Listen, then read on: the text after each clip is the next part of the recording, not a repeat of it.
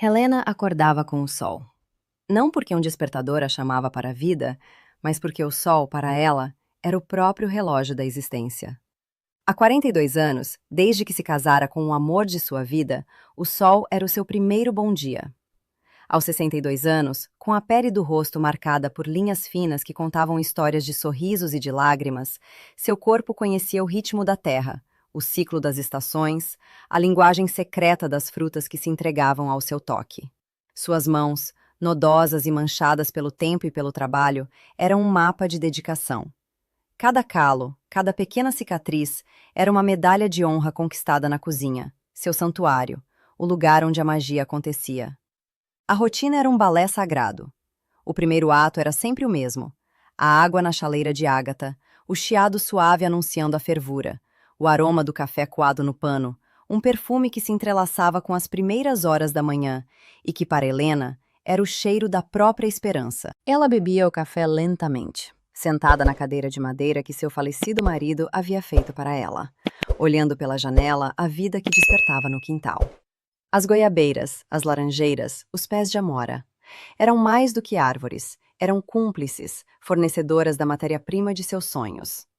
Depois do café, vinha o segundo ato, a inspeção. Helena caminhava pelo pomar, um santuário particular de onde brotava o sustento da família. Ela tocava as frutas com a delicadeza de quem acaricia um filho. Sabia, pelo cheiro, pela cor, pela firmeza, qual estava no ponto exato para se transformar em geleia. Era uma ciência que não se aprendia nos livros, uma sabedoria que lhe fora passada por sua mãe, que por sua vez aprendera com sua avó. Uma linhagem de mulheres que transformavam o simples em extraordinário, o fruto da terra em sustento e em afeto. A cozinha era o palco principal.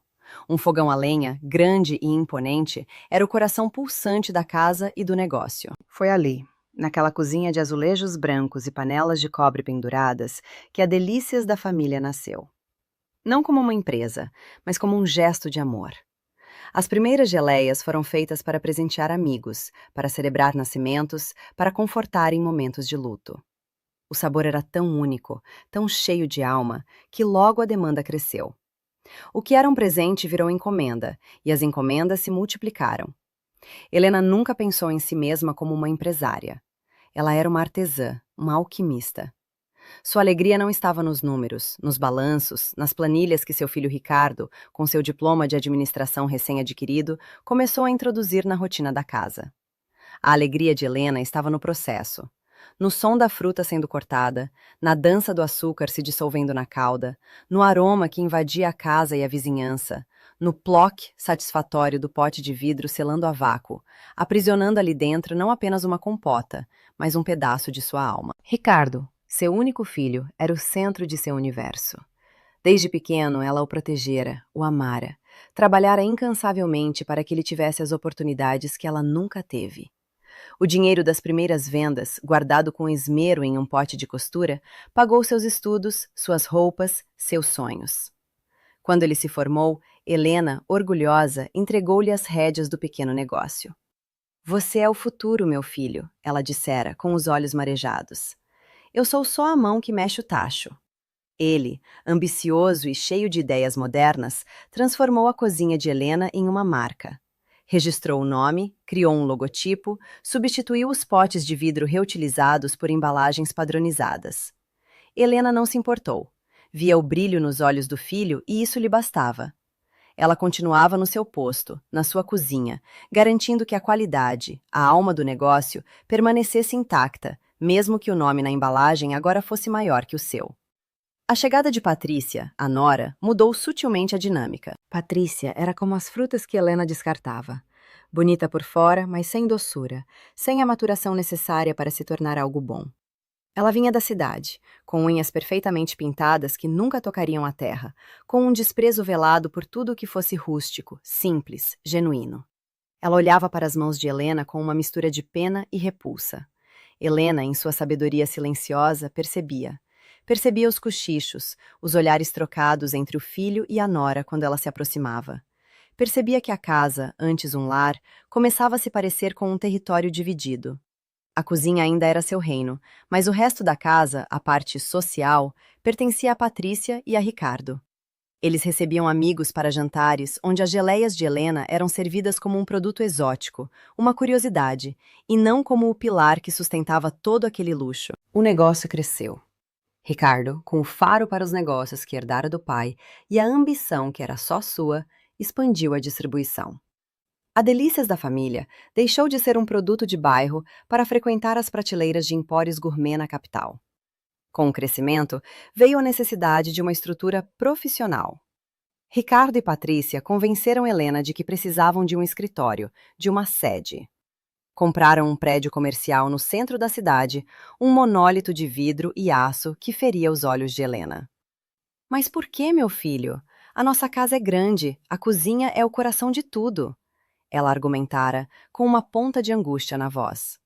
Mãe, a senhora não entende. Precisamos de uma imagem corporativa, de uma sala de reuniões para receber clientes importantes. A senhora continua com a sua produção, não se preocupe. Nada vai mudar para a senhora, Ricardo dissera, com a pressa de quem não tem tempo para sentimentalismos. Mas tudo mudou. Aos poucos, Helena foi se sentindo uma estranha em sua própria história. As decisões eram tomadas na sala de reuniões fria e impessoal, e não mais ao redor da mesa da cozinha. Ricardo e Patrícia falavam uma língua que Helena não compreendia: market share, branding, reestruturação. Ela se apegava ao seu trabalho, à sua arte, como uma boia de salvação. Enquanto suas mãos estivessem na massa, enquanto o cheiro das frutas cozinhando a envolvesse, ela se sentia segura. Nos últimos meses, a sensação de deslocamento se intensificara. Ricardo quase não aparecia mais na cozinha. Quando o fazia, era para dar ordens, para falar sobre cortes de custos, sobre a necessidade de otimizar o processo. Ele sugeriu substituir o açúcar orgânico por um mais barato, as frutas frescas por polpas congeladas. Helena se recusou veementemente. Foi a primeira vez que se impôs. A alma do nosso produto está nos ingredientes, Ricardo. Está no tempo, no cuidado. Se mudarmos isso, não seremos mais a Delícias da Família. Seremos apenas mais uma fábrica de doces sem gosto, ela disse, com a firmeza de quem defende o que é sagrado. Patrícia, que ouvia a conversa de longe, interveio com um sorriso condescendente. Helena, querida, a alma não paga as contas. Estamos perdendo margem para a concorrência. Aquele dia marcou o início do fim. Helena sentiu um calafrio, um presságio de que algo terrível estava por vir. Ela se recolheu ainda mais em seu mundo, em sua cozinha, como um animal ferido que busca refúgio em sua toca. O trabalho, que sempre fora uma fonte de alegria, tornou-se um ato de resistência. Cada pote de geleia era uma declaração silenciosa de que ela ainda estava ali, de que seus valores, sua história, ainda importavam. O corpo de Helena, acostumado ao labor diário, começava a dar sinais de cansaço. As costas doíam ao final do dia, os joelhos reclamavam ao se levantar. Eram 62 anos de uma vida dedicada aos outros, de ter se esquecido de si mesma para que a família prosperasse. Ela se olhava no espelho e via uma mulher envelhecida, cujos sonhos haviam sido engarrafados em potes de vidro e vendidos para sustentar os sonhos dos outros. Mas não havia amargura em seu olhar, apenas uma serenidade cansada, a aceitação de quem cumpriu sua missão. Ou assim ela pensava. A convocação para a reunião soou como uma sentença. Foi Patrícia quem lhe deu o recado, com uma formalidade que era em si uma agressão. Helena, Ricardo e eu precisamos ter uma conversa séria com você. Amanhã, às 10, na sala de reuniões. Por favor, não se atrase. Não era um convite, era uma intimação. Naquela noite, Helena mal dormiu. O cheiro de uma compota de figo que esfriava lentamente no fogão parecia carregar um aroma de despedida. Ela se vestiu com o seu melhor vestido, um floral simples que comprara há anos. Penteou os cabelos grisalhos, prendeu-os em um coque firme, como sempre fazia para trabalhar. Não sabia por quê, mas sentia que precisava estar apresentável, que precisava de uma armadura para o que quer que estivesse por vir. Ao sair de casa, a casa que ela mesma construíra com o suor de seu trabalho, ela olhou para o seu pomar e sentiu uma pontada no peito, uma premonição fria e escura. O que ela ainda não sabia era que estava se despedindo, que em poucas horas, tudo o que ela conhecia e amava lhe seria arrancado da forma mais brutal possível. A sala de reuniões era o oposto de tudo o que Helena representava. fria, silenciosa, com paredes de vidro que davam para uma paisagem urbana de concreto e pressa. A mesa, um longo retângulo de madeira escura e polida, refletia o teto com suas luzes brancas e artificiais, criando um ambiente estéril, cirúrgico. Não havia ali o cheiro de café, nem o calor do fogão a lenha. Havia apenas o aroma sutil e caro do perfume de Patrícia, e o silêncio pesado da expectativa. Helena sentou-se na cadeira que lhe foi indicada, na extremidade da mesa, sentindo-se pequena e deslocada. Suas mãos, acostumadas a segurar colheres de pau e frutas maduras, repousavam sem jeito sobre a superfície lisa, como dois pássaros perdidos. Do outro lado, como juízes em um tribunal, estavam Ricardo e Patrícia. Ele, com o rosto impassível, vestindo um terno cinza que parecia caro demais, rígido demais. Ela, com um sorriso fino nos lábios, um brilho de triunfo nos olhos, vestindo um taior branco que a fazia parecer uma estátua de gelo. Ricardo limpou a garganta, um som que parecia uma explosão no silêncio da sala. Ele empurrou uma pasta de documentos sobre a mesa polida. O som do plástico deslizando sobre a madeira foi o único ruído por um longo momento. A pasta parou a centímetros das mãos de Helena. Ela olhou para o objeto, depois para o filho, esperando uma explicação. Mãe, começou Ricardo, e a palavra soou estranha, formal demais, desprovida de qualquer afeto. Ele não a olhava nos olhos. Seu olhar estava fixo em um ponto qualquer na parede de vidro atrás dela. A empresa, a Delícias da Família, passou por uma reestruturação estratégica. Contratamos uma consultoria, analisamos o mercado, as tendências, os nossos processos internos.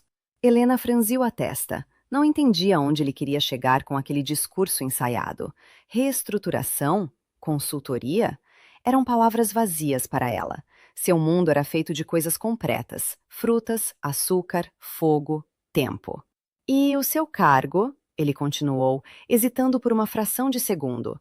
O seu cargo de consultora de produtos, ele se tornou obsoleto. Na nova estrutura, ele não é mais necessário. Precisamos de sangue novo, de uma visão mais agressiva para o mercado. Precisamos inovar, escalar a produção, e a sua abordagem artesanal, ela não é mais viável em larga escala. Aquelas palavras pairaram no ar, densas e venenosas. Consultora de produtos. Helena nunca se vira assim. Ela era a alma, a fundadora, a mãe. Mas, na linguagem fria e corporativa do filho, ela havia sido reduzida a um cargo. Um cargo que agora era obsoleto. O coração de Helena começou a bater de forma descompassada, um tambor surdo em seu peito. O ar da sala pareceu ficar rarefeito.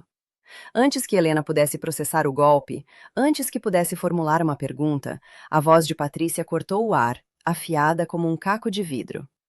Helena, entenda, isso é um negócio. É assim que o mundo funciona, ela disse, com uma calma assustadora, quase didática. Sentimentalismo não paga as contas. Emoção não gera lucro. A empresa precisa seguir em frente, e você, com todo o respeito, representa o passado. Um passado charmoso, mas um passado. O olhar de Patrícia encontrou o de Helena, e não havia ali compaixão, apenas uma frieza calculada. E legalmente? Patrícia enfatizou a palavra, saboreando-a. Legalmente, a empresa e todos os seus ativos, incluindo a casa onde a senhora mora, que está registrada como sede da empresa, estão em nosso nome, no meu e no do Ricardo. Helena sentiu o chão desaparecer sob seus pés. Um zumbido agudo preencheu seus ouvidos. A sala de vidro pareceu girar. A casa. A sua casa. O lugar onde ela criara o filho, onde vivera com o marido, o refúgio que construíra com o dinheiro das suas primeiras vendas. Como assim estava no nome deles? Você nunca se preocupou com a papelada, não é, Helena? Continuou Patrícia, seu sorriso se alargando sutilmente. Sempre ocupada demais com as suas panelas, com as suas frutas, sempre confiando cegamente no Ricardo, sempre assinando o que ele pedia sem ler. Foi um erro seu, um erro fatal. O veneno em sua voz era palpável. Era a vingança da mulher da cidade contra a mulher da roça, a vitória da burocracia sobre o afeto. Helena, pálida, com os lábios trêmulos, finalmente encontrou sua voz. Era um murmúrio, um sopro de incredulidade. Mas eu fundei esta empresa, com as minhas mãos, Com as minhas receitas. A casa.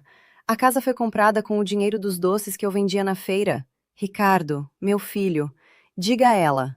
Ela se virou para Ricardo, buscando em seu rosto um traço do menino que ela criara, do jovem que ela amara incondicionalmente. Mas o rosto que a encarou era o de um estranho, um homem frio, de olhos vazios. Ele se levantou, ajeitando o paletó, um gesto que era uma barreira, um muro. Ele finalmente a olhou nos olhos, mas não havia reconhecimento, apenas uma irritação mal disfarçada. Não precisamos mais de você aqui, ele disse, e cada palavra foi um golpe físico, mais duro do que um tapa. A empresa tem uma nova diretoria. A casa é um benefício para a diretoria. E você? Você foi demitida. A palavra final saiu de seus lábios com uma naturalidade cruel, como se ele estivesse falando do tempo. Demitida, expulsa, descartada. Aos 62 anos, Helena estava sendo jogada fora como um bagaço de fruta, depois que todo o suco lhe fora extraído. Você tem 24 horas para desocupar o imóvel. A voz de Ricardo ecoou na sala, fria e final, sem espaço para apelação. É tempo mais do que suficiente para juntar os seus pertences. Helena ficou paralisada, incapaz de se mover, de respirar. O mundo havia se tornado um borrão de dor e confusão. Ela viu, como se de muito longe, Patrícia fazer um sinal com a cabeça para a porta. Um segurança, um homem grande e sem rosto, apareceu como que por mágica e parou ao lado de sua cadeira. Com um gesto que não era violento, mas que era inquestionavelmente firme, ele a tocou no braço. O toque a despertou do transe. Ela se levantou, o corpo rígido, movendo-se como um autômato. Não disse uma palavra. Não havia mais o que dizer. Atravessou a sala, passou pelo segurança, passou pela mesa onde sua vida havia acabado de ser desmantelada. Ao passar por Ricardo, ela parou por um instante. Ele não a olhou. Continuou encarando a paisagem de concreto lá fora, como se ela, sua mãe, já tivesse deixado de existir. Helena foi escoltada para fora do prédio. O sol da manhã, que sempre fora seu amigo, agora parecia agressivo, ofuscando seus olhos cheios de lágrimas que se recusavam a cair. As pessoas na rua passavam por ela, vivendo suas vidas, alheias à tragédia silenciosa que se desenrolava dentro daquela mulher de cabelos brancos e olhar perdido. Ela estava sozinha, completamente e terrivelmente sozinha. O caminho de volta para casa foi uma tortura. Cada passo era pesado, cada metro percorrido era um avanço em direção ao fim. A casa, que sempre fora seu refúgio, agora era o cenário de sua expulsão. Ao abrir a porta, o cheiro da compota de figo a atingiu em cheio, um fantasma de uma vida que não era mais sua. A casa estava silenciosa, mas para Helena, as paredes gritavam a traição. Ela subiu para o quarto onde dormira com seu marido, onde embalará seu filho no colo. Abriu o guarda-roupa e olhou para as roupas simples, para a história de sua vida pendurada em cabides. Com as mãos trêmulas, ela pegou uma mala velha, surrada, que estava guardada em cima do armário. Uma mala que usara em sua lua de mel décadas atrás. A ironia era cruel. As lágrimas que ela segurara com tanta força começaram a cair. Silenciosas, pesadas, molhando as roupas velhas que ela jogava de qualquer jeito dentro da mala. Cada peça de roupa era uma memória. O vestido que usou no batizado de Ricardo. A blusa que seu marido lhe dera de presente. Eram pedaços de sua vida que ela tentava, em vão, enfiar em uma bagagem pequena demais. Em um ato de desespero, ela tentou usar o telefone para ligar para sua irmã, que morava em outra cidade. Mudo. Tentou acessar sua conta bancária pelo computador. Bloqueada. Eles haviam pensado em tudo. Cortaram todas as suas pontes, todos os seus recursos. Ela era uma prisioneira em sua própria casa, com o tempo correndo contra si. Foi então que ela se lembrou. Um pote de costura. Um pote de vidro grande onde sua mãe guardava linhas e agulhas e que Helena mantivera como uma relíquia. Dentro dele, entre os carretéis coloridos, ela guardava um pequeno fundo de emergência, um dinheiro antigo que esquecera ali. Com o coração aos pulos, ela revirou o pote, derramando seu conteúdo sobre a cama. E ali, em meio ao caos de botões e linhas, estava tudo o que lhe restava no mundo. Uma nota de R$ 50, dobrada e gasta, e uma nota de R$ 20, igualmente cansada. Ela as pegou, sentindo a textura do papel em seus dedos. R$ 70. Esse era o preço que sua vida valia agora. O valor de 42 anos de trabalho, de amor, de dedicação. R$ 70 e uma mala de roupas velhas. O império de geleias que ela construiu se reduzira a pó, e tudo o que sobrara era a amarga poeira de uma traição sem nome. Helena fechou a mão sobre as notas, o papel amassado contra sua pele, e pela primeira vez em muitas horas, um pensamento claro atravessou a névoa de sua dor. Ela precisava sobreviver.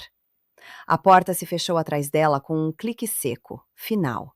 Um som que não apenas selou uma porta, mas que encerrou um capítulo, uma vida inteira. Helena estava do lado de fora, na calçada, com a mala surrada em uma mão e os R$ 70 no bolso. O sol da tarde pintava o céu de tons alaranjados, uma beleza cruel que contrastava com a escuridão em sua alma. A casa, sua casa, agora era uma fortaleza inimiga, com janelas que pareciam olhos indiferentes a observando. Ela deu uma última olhada para o pomar, para as árvores que eram suas confidentes, e sentiu como se estivesse abandonando parte de si mesma. Com o corpo doendo e a alma em pedaços, ela começou a andar, sem rumo, sem destino. As ruas do bairro Nobre, com seus jardins bem cuidados e seus muros altos, pareciam zombar de sua condição. Cada passo era um esforço monumental. A mala, que continha tão pouco, pesava como se estivesse cheia de pedras.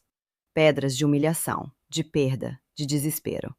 As pessoas passavam em seus carros de luxo, alheias à figura curvada de uma senhora de cabelos brancos que caminhava para o nada.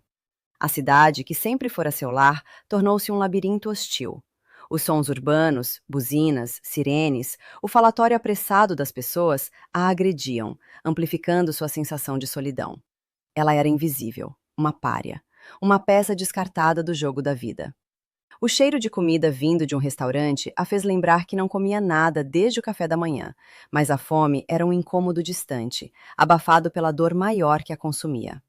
Enquanto caminhava, sua mente era um turbilhão de memórias. Cenas da infância de Ricardo se sobrepunham à imagem fria de seu rosto na sala de reuniões. O menino sorridente que corria para seus braços, com o joelho ralado, em busca de consolo.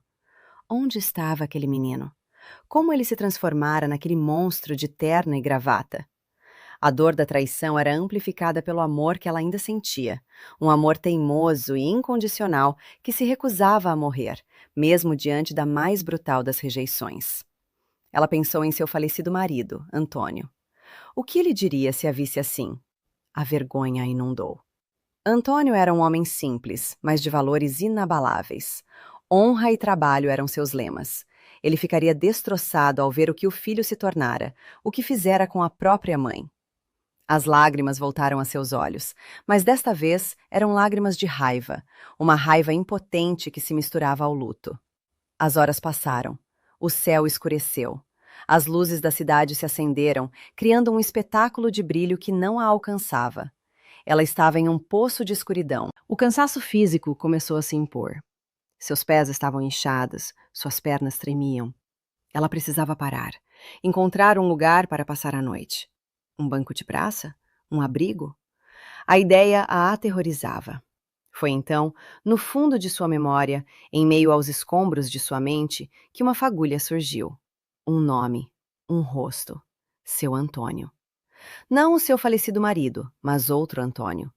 Um amigo de infância de seu esposo, um carpinteiro aposentado que morava na periferia da cidade, em um bairro para onde a prosperidade nunca olhou. Eles não se viam há anos, desde o funeral de seu marido, mas ela se lembrava de sua bondade, de seus olhos gentis e de suas mãos grandes e ásperas, capazes de criar beleza a partir da madeira bruta. A esperança, frágil como uma chama em meio à ventania, a fez levantar a cabeça. Ela não sabia se o encontraria, se ele ainda morava no mesmo lugar, se ainda estava vivo. Mas era a única linha que a vida lhe oferecia, e ela se agarrou a ela com a força dos desesperados. Perguntou a um vendedor de rua como chegar ao bairro, e a direção indicada a levou para ainda mais longe do centro, para ruas sem calçamento, com casas simples e uma iluminação precária. A caminhada foi longa, exaustiva. A cada passo, ela sentia o peso dos seus 62 anos, o peso de uma vida de trabalho que agora não valia nada. Finalmente, ela encontrou a rua e a casa. Uma casa pequena, de pintura desbotada, com um pequeno jardim na frente, mal cuidado, mas vivo. Uma luz amarela e fraca brilhava através de uma das janelas. Helena parou em frente ao portão de ferro enferrujado. Hesitou. O que ela diria? Como explicaria sua situação? A vergonha a paralisou por um instante. Estava prestes a dar meia volta, a se entregar à noite e ao seu destino, quando a porta da casa se abriu. Um homem idoso, magro, um pouco curvado pelo tempo, apareceu na soleira. Era ele, seu Antônio. Mais velho, mais enrugado, mas com os mesmos olhos gentis que ela se lembrava. Ele a viu, parada na escuridão, e franziu a testa, tentando reconhecer a figura. Pois não? Ele disse, a voz rouca pela idade. Helena deu um passo em direção à luz. Seu Antônio? Sou eu, Helena, viúva do Antônio, seu amigo. O reconhecimento brilhou nos olhos do velho carpinteiro, seguido imediatamente por uma expressão de choque e preocupação ao ver seu estado. A mala, o rosto abatido, o olhar perdido. Ele abriu o portão apressadamente. Helena! Minha Nossa Senhora! O que aconteceu? Entre, pelo amor de Deus! Dentro da casa simples, com cheiro de madeira e café, Helena desabou. As palavras saíram atropeladas, em meio a soluços que ela não conseguia mais conter. Ela contou tudo: a traição, a expulsão, a humilhação. Seu Antônio ouviu em silêncio, o rosto se contraindo em uma máscara de incredulidade e fúria. Suas mãos grandes, pousadas sobre a mesa de fórmica, se fecharam em punhos. Quando Helena terminou, um silêncio pesado se instalou na pequena sala. Um silêncio de respeito pela dor dela e de indignação pelo que lhe fora feito. Canalhas! Seu Antônio sussurrou, a palavra carregada de um desprezo profundo. Perdão, Helena, mas não há outro nome. Fazer isso com a própria mãe é o fim dos tempos. Ele se levantou, caminhou até ela e, com um gesto paternal, pousou a mão em seu ombro. Olhe, Helena, eu sou um homem velho, viúvo, com uma aposentadoria que mal dá para os remédios. Não tenho muito a oferecer, mas o que é meu é seu. Minha casa é sua casa. Lágrimas de gratidão, as primeiras lágrimas que não eram de dor, escorreram pelo rosto de Helena. Naquele momento, a gentileza daquele quase estranho era um bálsamo para sua alma ferida. Mas não quero incomodar, Antônio. Eu só não tinha para onde ir. Incomodar? Que bobagem! Você é família, a mulher do meu melhor amigo, ele disse com firmeza. Ele pensou por um momento, coçando a cabeça grisalha. A casa é pequena, só tem um quarto, mas tem um galpão. Ele a levou até os fundos do terreno. Ali, nos limites do pequeno quintal, havia um velho galpão de ferramentas, uma construção de madeira escura e teto de zinco, que já vira dias melhores. A porta rangeu ao ser aberta, revelando um espaço entulhado, com cheiro de ferrugem, poeira e terra úmida. Teias de aranha se estendiam pelos cantos como cortinas fantasmagóricas, e a única iluminação vinha de uma lâmpada nua que pendia do teto, lançando sombras dançantes sobre as ferramentas velhas e a desordem. Era um lugar desolador, frio, em ruínas, um reflexo perfeito do estado em que Helena se encontrava. Por um instante, o desânimo a dominou. Ela saíra de uma mansão para acabar em um depósito de tralhas. Não é muito, Helena, me perdoe, disse seu Antônio, a voz embargada, como se sentisse vergonha de sua pobreza. Mas o teto não tem goteira, tem um ponto de luz e uma bica d'água ali fora. A gente limpa, dá um jeito. Fique o tempo que precisar. Nenhuma mãe no mundo merece passar por uma crueldade dessas. Helena olhou para o rosto bondoso do velho carpinteiro, para a sinceridade em seus olhos, e sentiu uma onda de afeto. Aquele galpão, por mais miserável que fosse, era um palácio comparado à frieza da rua. Era um refúgio, era um começo. Naquela noite, ela dormiu em um colchão improvisado no chão do galpão, enrolada em um cobertor áspero que cheirava a naftalina. O som da chuva fina batendo no teto de zinco era uma canção de ninar melancólica. Pela primeira vez em 24 horas, ela estava em um lugar seguro. Pobre, humilhada, com o coração partido, mas segura. E enquanto o sono a vencia, levando-a para longe da dor, um pensamento persistia. Ela tinha R$ 70 no bolso. E R$ 70, ela sabia, era mais do que nada. Era o suficiente para comprar açúcar, o suficiente para comprar frutas, o suficiente para recomeçar. O fogo em sua alma, que ela pensara ter se extinguido, era apenas uma brasa. E aquela brasa, no abrigo daquele galpão humilde, começava a brilhar novamente. Nos dias que se seguiram, a generosidade de seu Antônio se revelou em pequenos atos que, para Helena, eram gestos de gigante. Ele não era um homem de muitas palavras, mas suas ações falavam mais alto. Dividia com ela seu pão, seu café, suas histórias. Juntos, eles limparam o galpão. O trabalho físico foi um bálsamo para Helena. Era algo que ela conhecia, algo que podia controlar. Varrer a poeira de anos, arrancar as teias de aranha, esfregar o chão de cimento bruto. Cada gesto era uma forma de purificação, como se estivesse limpando não apenas o espaço físico, mas também a sua alma. O galpão, aos poucos, foi se transformando. De um depósito de entulho, tornou-se um cômodo habitável, ainda que extremamente simples. Seu Antônio, com suas mãos de carpinteiro, consertou a porta, vedou as frestas nas paredes de madeira, instalou uma pequena prateleira. Helena arrumou sua cama em um canto, dobrou suas poucas roupas sobre um caixote de madeira. Era pouco, era precário, mas era seu. Um espaço que ela podia chamar de seu, pela primeira vez desde que fora expulsa da própria vida. Você precisa de um lugar para cozinhar, disse seu Antônio, um dia, observando-a tentar aquecer uma lata de sopa em uma trempe improvisada com tijolos. Uma mulher como você, com essas mãos de fada, não pode ficar sem um fogão. A ideia de um fogão a lenha, seu velho companheiro, acendeu uma luz nos olhos de Helena. Era a peça que faltava para que ela pudesse começar a reconstruir seu mundo. Com a ajuda de seu Antônio, eles o construíram no lado de fora do galpão, debaixo de um pequeno telheiro. Usaram tijolos velhos que ele guardava, barro do fundo do quintal e a sabedoria de suas mãos unidas. Enquanto moldavam o barro e assentavam os tijolos, Helena sentiu uma conexão profunda com aquele homem, uma camaradagem nascida da necessidade e do respeito mútuo.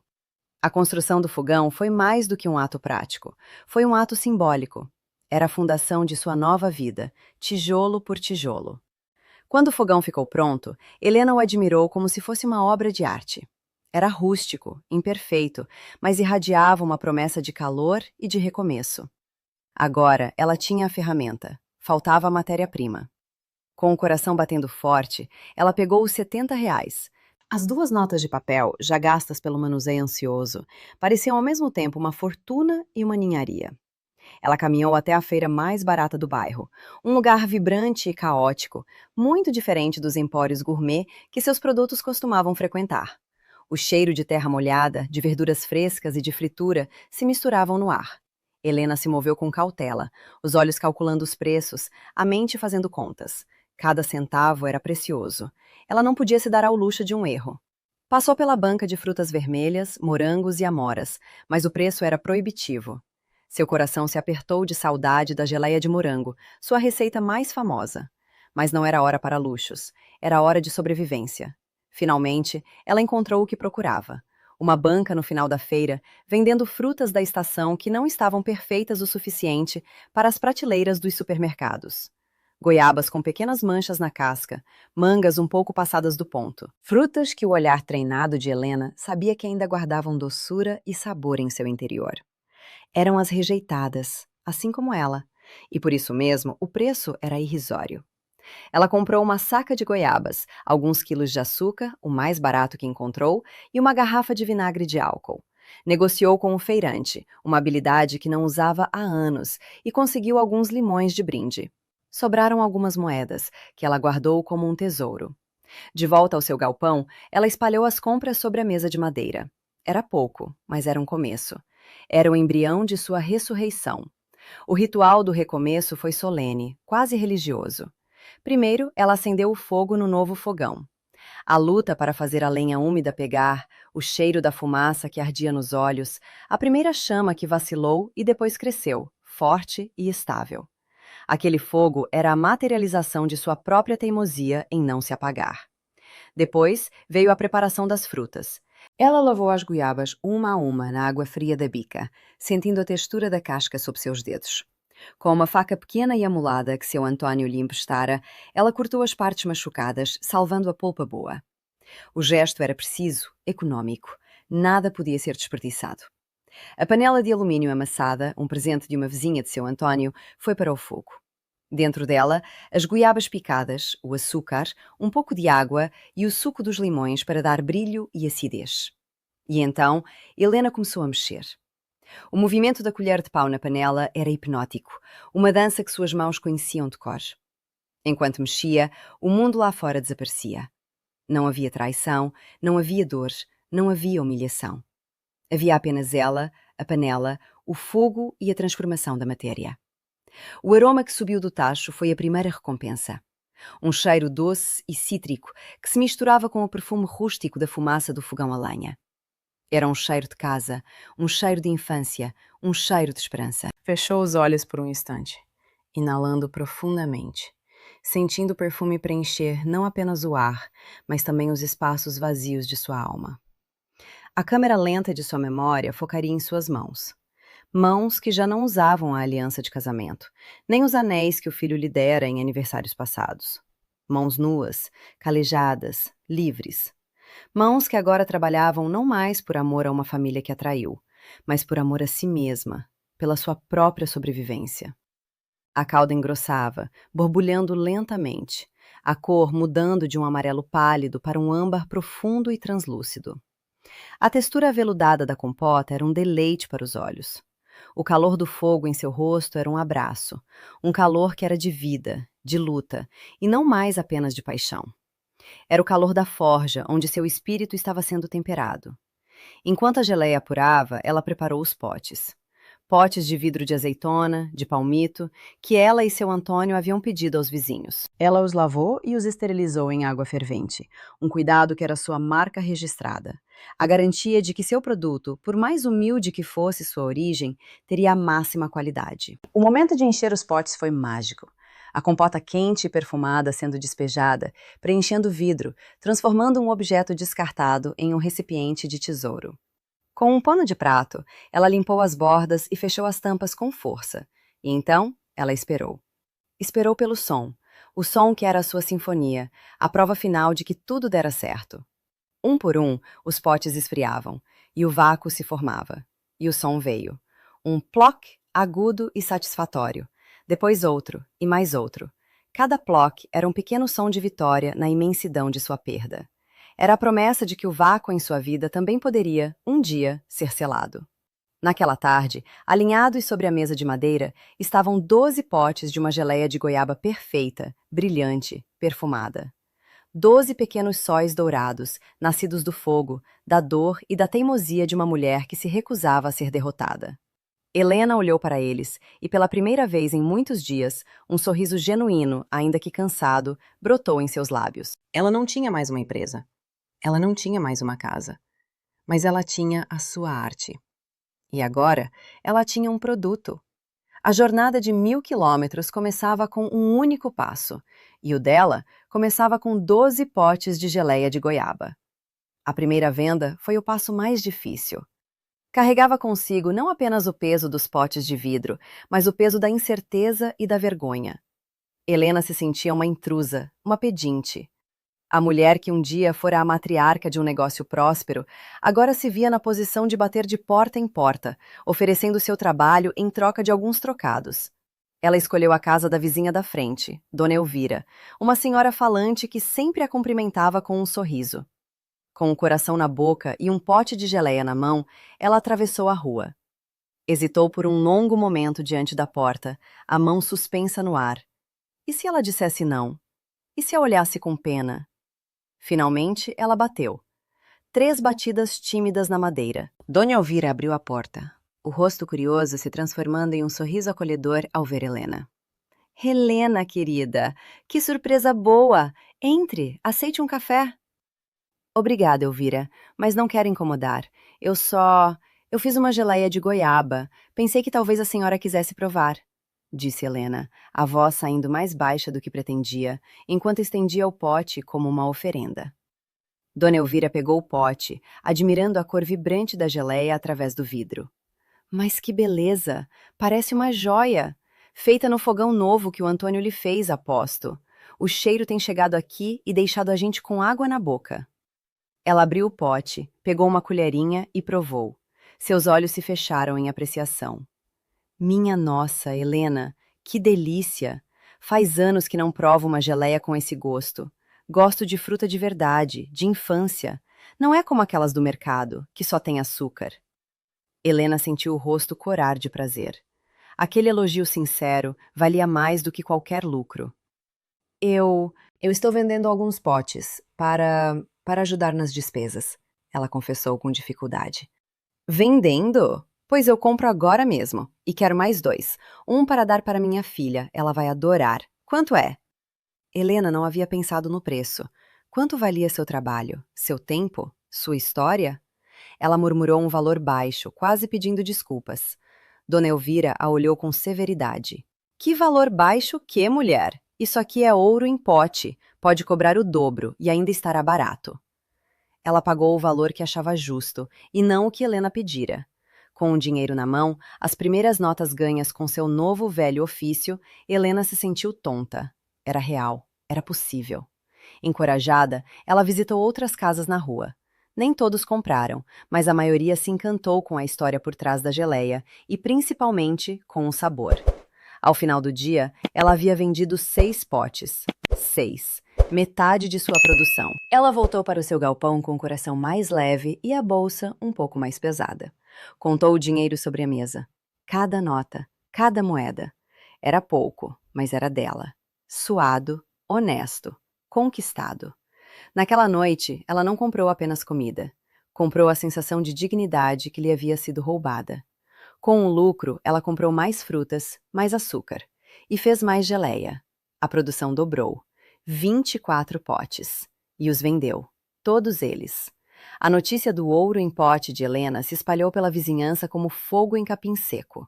Foi Dona Elvira quem deu o próximo passo. Sua filha era dona de uma pequena padaria no centro do bairro, a Pão Quente. Você precisa levar sua geleia para minha filha, Helena. Os clientes dela vão fazer fila para comprar. A ideia de ir a um estabelecimento comercial a intimidou, mas a necessidade era maior que o medo. Com uma cesta contendo 2 potes de amostra, ela foi até a padaria.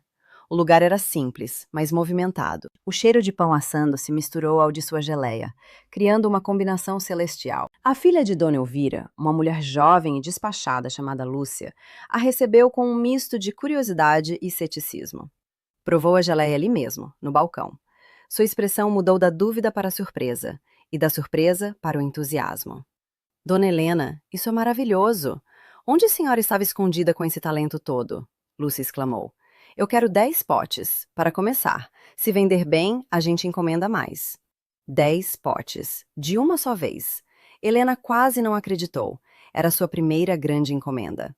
Naquela noite, ela e seu Antônio comemoraram com um jantar especial, um frango assado, comprado com o dinheiro da venda para a padaria. A pequena vitória tinha gosto de banquete. E vendeu. Vendeu tudo. Em 2 dias, Lúcia ligou, a voz excitada. Dona Helena, pode trazer mais 20 potes? O pessoal ficou louco. Estão usando a sua geleia até para rechear os sonhos. A demanda começou a crescer de forma exponencial. Helena mal dava conta. Passava os dias no fogão a lenha e as noites esterilizando potes, rotulando à mão cada um deles com uma etiqueta simples, escrita com sua caligrafia caprichada. Geleia da Helena. O ponto de virada, no entanto, veio de onde ela menos esperava. Um dia, um homem de aparência distinta, com roupas de turista e sotaque estrangeiro, entrou na padaria de Lúcia. Ele pediu um café da manhã completo e elogiou a geleia que acompanhava as torradas. Que geleia fantástica! É importada? Ele perguntou a Lúcia. Lúcia sorriu, orgulhosa. Importada da rua de trás, meu senhor. É feita por uma artesã local, Dona Helena. A melhor geleia que o senhor vai provar na vida. O homem, que se apresentou como o Sr. Schmidt, dono de uma charmosa pousada na região serrana, ficou fascinado. Ele pediu o contato de Helena. Naquele mesmo dia, ele apareceu no portão de seu Antônio. Helena, acostumada com os vizinhos, se assustou com a figura elegante e o carro importado parado em sua rua de terra. Sr. Schmidt, com a delicadeza de um verdadeiro cavalheiro, explicou quem era e o que queria. Dona Helena, eu provei sua geleia. É uma obra de arte. Eu gostaria de servi-la no café da manhã da minha pousada. Meus hóspedes são exigentes. Eles sabem apreciar o que é bom. Eu gostaria de fazer uma encomenda de 200 potes. 200. O número ecoou na cabeça de Helena. 200 potes. Era mais do que ela produzia em um mês inteiro. O pânico se misturou à euforia. Como ela daria conta? Onde arranjaria tantos potes? Tantas frutas? Sr. Schmidt pareceu ler seus pensamentos. Eu posso pagar 50% adiantado para ajudá-la com o custo da matéria-prima. E posso esperar o tempo que for necessário. A qualidade, minha senhora, não pode ser apressada. O adiantamento era uma fortuna para Helena. Era mais dinheiro do que ela via há anos. Era a sua chance, a sua grande chance. Com a voz trêmula, ela aceitou. A encomenda de 200 potes foi uma operação de guerra. Ela acordava antes do sol e dormia muito depois da meia-noite. Seu Antônio, preocupado com sua saúde, mas orgulhoso de sua garra, ajudava como podia. Buscava lenha, amolava as facas, lavava a montanha de panelas. Os vizinhos, contagiados pela história, organizaram uma campanha para arrecadar potes de vidro. A rua inteira se mobilizou para ajudar Helena. Enquanto trabalhava, Helena se transformava. O cansaço físico era imenso, mas seu espírito se fortalecia a cada dia. A mulher curvada e assustada que chegara ali semanas antes estava dando lugar a uma mulher forte, focada, dona de seu destino. O trabalho a estava curando. Foi nesse período que outra figura importante entrou em sua vida. O neto de seu Antônio, Tiago, um jovem estudante de administração que viera passar o fim de semana com o avô. Tiago, acostumado com as teorias e os gráficos da faculdade, ficou fascinado ao ver na prática, na cozinha improvisada de Helena, um modelo de negócio nascendo do zero. Ele a observava trabalhar, admirado com sua eficiência, com seu conhecimento empírico. E começou a fazer perguntas sobre custos, sobre preço, sobre lucro. E começou a dar sugestões. Vó Helena, ele a chamava com carinho, a senhora precisa se formalizar, criar um MEI, um microempreendedor individual. Para poder emitir nota fiscal, para ter direitos. A senhora está construindo uma empresa de verdade. Helena não entendia nada daquelas siglas, mas confiava no rapaz. Tiago, com seu laptop e sua energia juvenil, a ajudou. Em uma tarde, sentado na mesa de madeira do quintal, ele fez o cadastro. Pronto! A senhora agora tem um CNPJ. Qual vai ser o nome da empresa? Helena pensou por um instante. Delícias da Família era um nome que agora lhe trazia amargura. Ela precisava de algo que fosse só seu, simples, direto.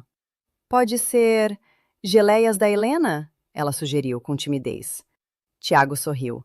É perfeito, forte, pessoal, Geleias da Helena, eu gosto. Com o dinheiro da encomenda e os lucros que começavam a se acumular, Helena começou a fazer pequenas melhorias em seu abrigo. Comprou uma cama de verdade, com um colchão macio. Trocou o caixote de madeira por um pequeno armário. Comprou uma geladeira pequena, de segunda mão, onde podia guardar as frutas e os potes prontos. Cada pequena conquista era uma vitória, um tijolo a mais na reconstrução de sua vida e de sua dignidade. Ela ainda morava em um galpão, mas agora era um lar. Um lar que ela estava construindo, dia após dia, com o suor de seu trabalho e a doçura de suas geleias. A vida de Helena havia encontrado um novo ritmo, uma nova melodia. Era uma melodia de trabalho duro, de pequenas alegrias e de uma crescente sensação de paz. O sucesso de suas geleias na pousada do Sr. Schmidt abriu portas que ela jamais imaginara. Outros hotéis e empórios da região, ao saberem da novidade, também quiseram experimentar o sabor autêntico que todos comentavam. As encomendas se multiplicavam e o nome Geleias da Helena começava a se tornar um sinônimo de qualidade e tradição. Para dar conta da demanda, Helena percebeu que precisava de ajuda. A ideia a assustou no início. Ela se acostumara com a solidão de seu trabalho, mas seu corpo pedia descanso. Foi seu Antônio quem sugeriu. Por que não chama a Maria, a mulher do Zé da borracharia? Ela é uma boa mulher, trabalhadora e está precisando de um dinheiro extra. Maria, uma mulher de meia idade, com um sorriso fácil e mãos tão calejadas quanto as de Helena, tornou-se sua primeira e única funcionária.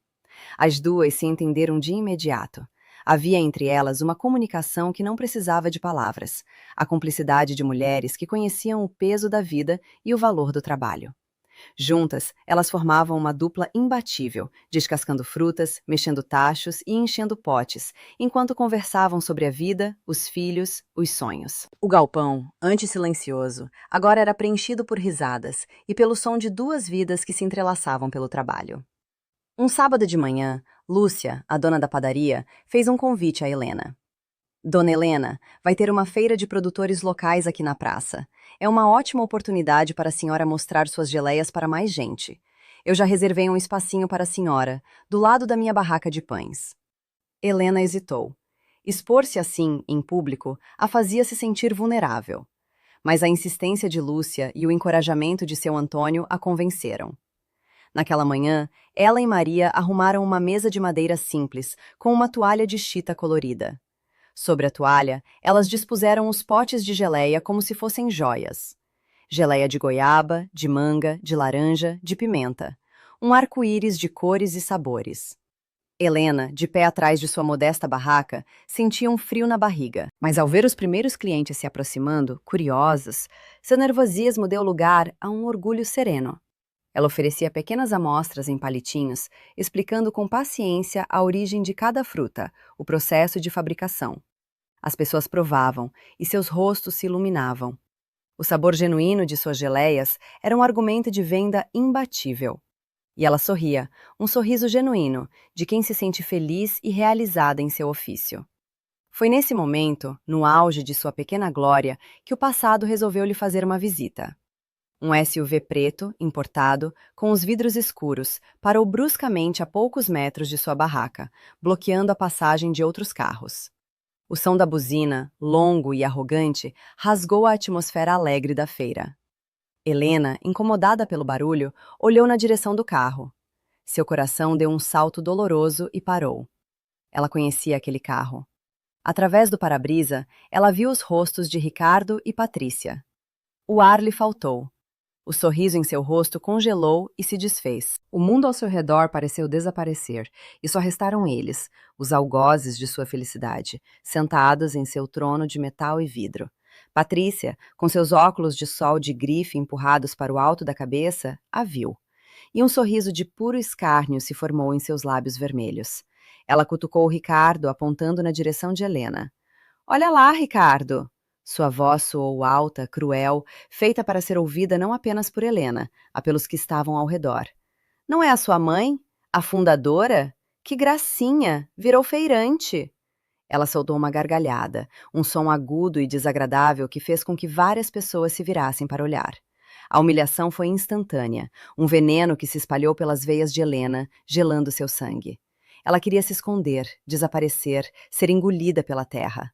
Suas mãos, que segundos antes trabalhavam com tanta segurança, agora tremiam sobre a mesa. "Que patético!" continuou Patrícia, deliciando-se com a cena. "Isso é a sua grande nova empresa? Vender docinho na rua? Pensei que ela faria algo de verdade com a vida. Coitada, acabou exatamente onde merece." Ricardo, visivelmente envergonhado e irritado, não pela situação da mãe, mas por ser visto ali, naquela feira popular, naquela rua da periferia, tentou fazer com que Patrícia se calasse. Mas era tarde demais.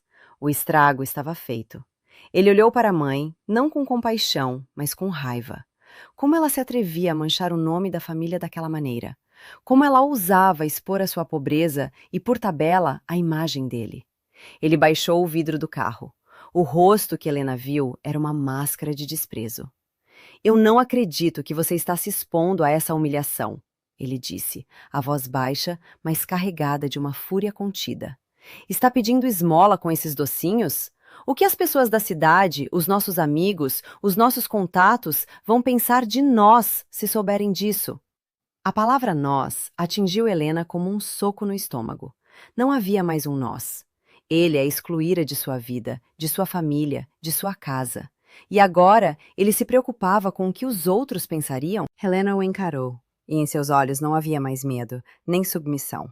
Havia uma tristeza profunda, mas também uma nova e desconhecida força. Ela não respondeu. O seu silêncio foi mais eloquente do que qualquer palavra. Irritado com a falta de reação, com a dignidade silenciosa que ele não conseguia quebrar, Ricardo acelerou o carro, cantando pneus, como um adolescente mimado. O SUV desapareceu na esquina, deixando para trás um rastro de poeira e um silêncio constrangedor. Helena ficou ali, parada, o centro de todos os olhares. Sentiu o rosto queimar de vergonha. As lágrimas ameaçaram cair, mas ela as engoliu. Não. Ela não lhes daria esse gosto.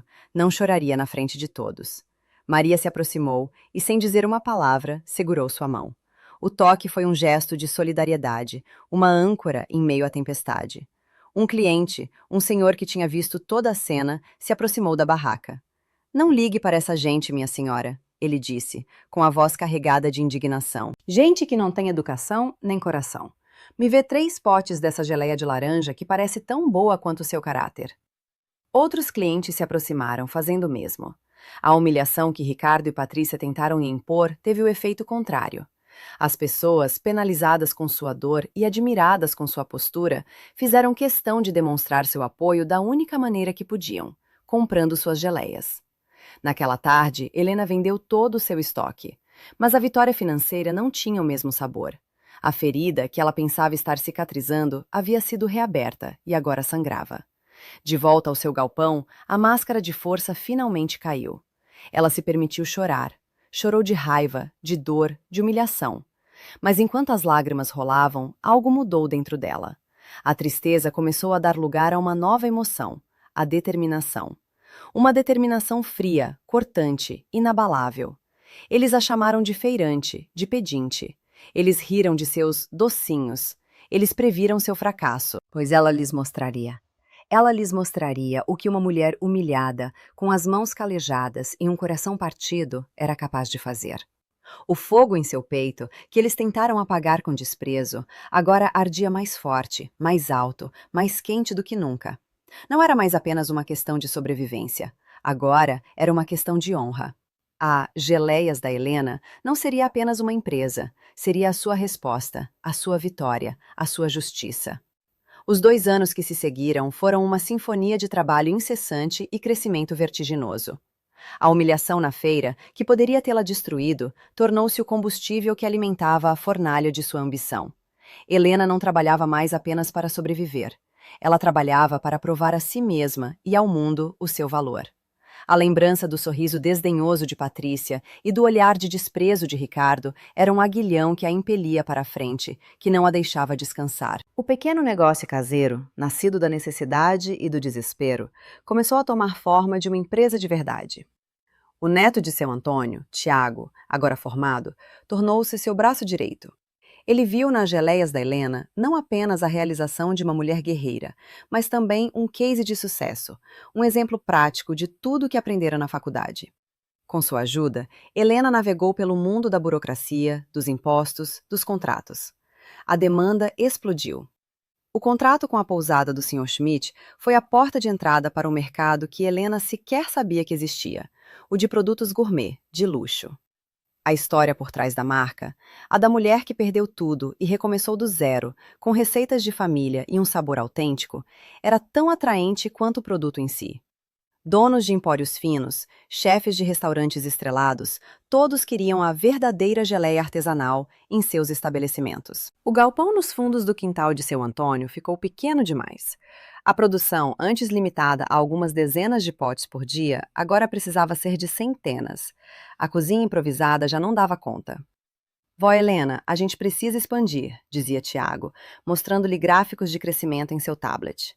Precisamos de um lugar maior, de equipamentos adequados. Precisamos de uma cozinha industrial. A ideia de uma cozinha industrial assustou Helena. Remetia à frieza da empresa de seu filho, à perda da alma artesanal. Eu não quero virar uma fábrica, Tiago. Não quero perder o toque, o cuidado. E não vai, ele a tranquilizou. Vamos construir uma cozinha que seja moderna e eficiente, mas que respeite o seu processo. Uma cozinha com alma, como a senhora.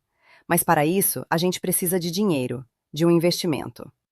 Helena, que passara a vida fugindo de bancos e de dívidas, relutou. Mas os números eram inegáveis. Para crescer, era preciso investir. Com a orientação de Tiago, ela preparou um plano de negócios detalhado e, com o coração na mão, foi a um banco pela primeira vez em sua vida. O gerente, um homem jovem e cético, mudou de postura ao ver os contratos, as ordens de compra, a lista de clientes de peso. Ele não estava diante de uma simples doceira, estava diante de uma empresária nata. O empréstimo foi aprovado. O passo seguinte foi o mais emocionante de todos. Com parte do dinheiro do empréstimo e com todas as suas economias, Helena fez uma proposta a seu Antônio. Seu Antônio, o senhor me deu um teto quando eu não tinha nada. O senhor acreditou em mim quando nem eu mesma acreditava. Não há dinheiro no mundo que pague a sua bondade. Ela começou, a voz embargada. mas eu quero comprar a sua propriedade. Quero comprar esta casa e este terreno. E quero que o senhor continue morando aqui, como o rei que é, pelo resto da sua vida, sem se preocupar com mais nada. O velho carpinteiro, com os olhos marejados, a princípio recusou. Imagina, Helena, esta casa não vale nada. Para mim, ela vale o mundo. Foi aqui que eu renasci, ela respondeu. A transação foi feita. Era mais do que uma compra e venda de imóvel. Era um pacto de gratidão, a garantia de uma aposentadoria confortável e digna para o homem que fora seu anjo da guarda. Helena, a mulher que fora expulsa da própria casa, era agora uma proprietária. A escritura em seu nome era o documento mais precioso que já segurara nas mãos. No lugar do velho galpão, o berço de seu recomeço, ela ergueu uma cozinha industrial modelo. Brilhante, equipada com os melhores fogões, tachos de cobre e sistemas de invase. Mas, como prometera a si mesma, manteve a alma do negócio. Contratou mais mulheres do bairro, as helenetes, como elas se autodenominavam com orgulho. Manteve o fogão a lenha em um canto, para as produções especiais. E, acima de tudo, continuou à frente da produção, garantindo que cada pote que saísse dali tivesse o seu toque, a sua aprovação. Ao lado da nova fábrica, Helena construiu uma casa para si. Pequena, mas charmosa e aconchegante. Com uma varanda, um jardim florido e, nos fundos, uma horta de onde ela mesma colheu os temperos para suas receitas. A casa era um reflexo de sua nova vida, sólida, serena, construída sobre alicerces de trabalho duro e resiliência. A Geleias da Helena tornou-se uma marca consolidada, respeitada. A história de superação de sua fundadora virou matéria de revistas de negócios e programas de televisão. A empresa começou a exportar para a Europa e para os Estados Unidos. O nome de Helena era sussurrado com admiração nos círculos empresariais. Ela, a mulher que fora chamada de obsoleta, era agora um ícone de inovação e perseverança. E a delícias da família. A empresa de Ricardo e Patrícia, com sua visão agressiva de mercado, seguiu o caminho oposto. A decisão de trocar ingredientes de qualidade por produtos mais baratos para aumentar a margem de lucro foi o começo do fim. Os clientes fiéis, que compravam as geleias pelo sabor da memória afetiva, perceberam a mudança. As reclamações começaram, as vendas caíram. A reputação, construída ao longo de décadas pelo trabalho de Helena, foi destruída em poucos meses pela ganância de seu filho. A empresa, endividada e sem crédito, faliu de forma retumbante. Numa tarde chuvosa, que lavava as ruas e tornava o mundo cinzento, Helena estava em sua nova casa, saboreando um chá e observando a chuva cair em seu jardim. O som da campainha a surpreendeu. Tiago, que cuidava da parte administrativa, não costumava aparecer sem avisar. Ela abriu a porta e seu coração parou. Diante dela, na soleira, estava uma figura que ela quase não reconheceu. Um homem magro, de roupas gastas e sujas, com uma barba de vários dias por fazer.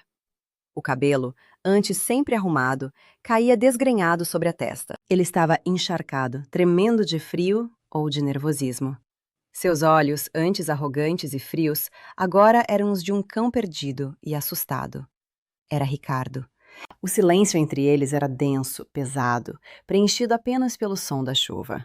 Ele a olhou, e em seu olhar havia um universo de vergonha, de derrota, de desespero. Mãe, ele gaguejou, a palavra saindo como um sopro, quase inaudível. A chuva, ou talvez as lágrimas, escorria por seu rosto. Eu perdi tudo. A empresa, a casa, tudo. Helena o observou em silêncio. Não sentiu alegria. Não sentiu o prazer da vingança. O que sentiu foi uma tristeza imensa, profunda. A tristeza de uma mãe que vê o filho, sua criação, destruído por suas próprias escolhas. Patrícia, ela me deixou, ele continuou, a voz quebrando. Foi embora assim que o dinheiro acabou. Levou tudo o que podia. Eu sei que não mereço nada, mãe. Eu sei o que eu fiz. Eu sou um monstro. Mas eu não tenho para onde ir. Não tenho ninguém. Eu estou com fome. A confissão final foi um sussurro de pura miséria. Ele, que um dia a expulsara de casa, que a humilhara, que a deixara com R$ 70 no bolso, agora estava ali, em sua porta, pedindo ajuda. A justiça poética do destino era cruel e implacável. Helena o observou por um longo momento, o rosto impassível. Sua mente era um turbilhão.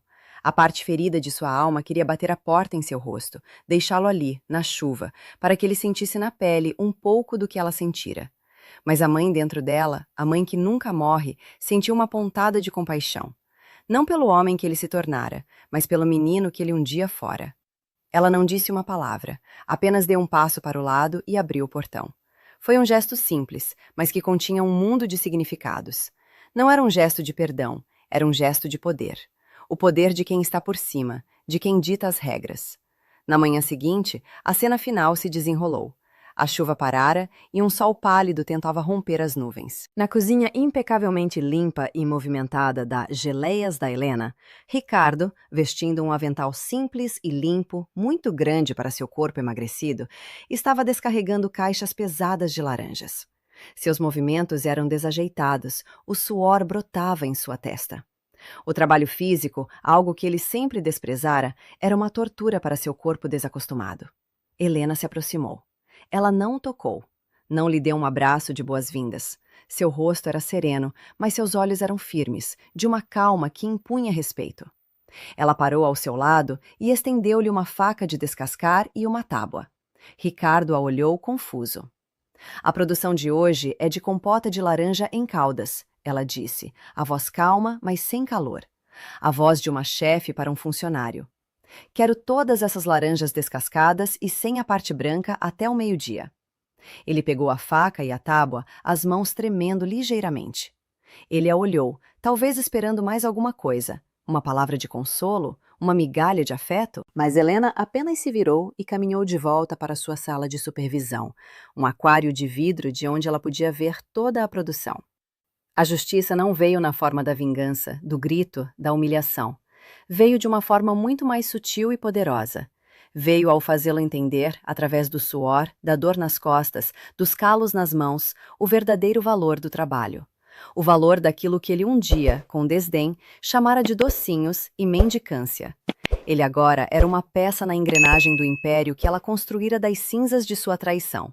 E cada laranja que ele descascaria seria uma lição. Uma longa e amarga lição sobre o preço da arrogância e o valor inestimável do amor de uma mãe. Ele aprendeu da maneira mais dura o valor do trabalho.